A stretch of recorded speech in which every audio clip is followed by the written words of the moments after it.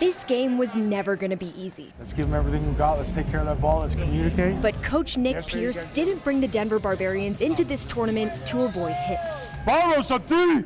1, 2, 3. Let's go. I intentionally brought in some higher level teams that we knew we would struggle against for that reason. We invited 7 elite teams from across the United States to come and compete at the 2026 Mile High Mayhem wheelchair rugby tournament. Game starts and the first quarter is tight. Yes, defense. Cross. For 8 minutes, the Denver Barbarians matched the Phoenix Heat hit for hit. It's the kind of game that made Nick fall in love with the sport in the first place. I was injured in a jiu-jitsu accident. I was a professional mixed martial arts fighter. And I broke my neck at C6-7 in 2009. I'm not gonna lie, obviously the first few years are really, really tough. You're adjusting to a new life and everything you thought you knew, it took a different direction.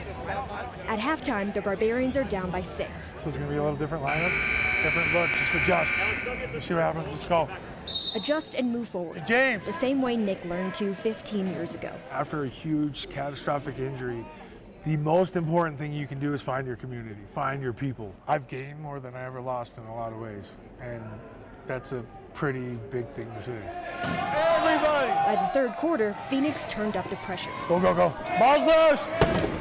True. In wheelchair rugby, players aren't going to pretend those setbacks don't hurt, but they aren't going to let those setbacks define them either. Rugby gives us that opportunity to break barriers, to smash those stereotypes, and to show people that we can be physical, we can be strong, we can be competitive. There it is, let it go. End of the fourth, scoreboard says Phoenix, but the Barbarians were going to come away with a win no matter what.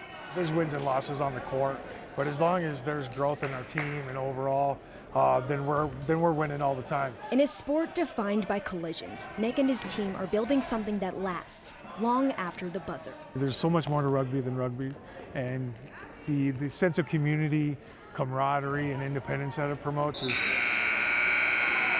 is second to none.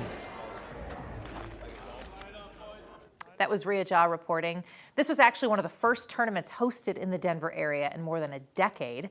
The Denver Barbarians coach say they want this to become an annual event, expanding every year and putting Colorado on the map for this sport.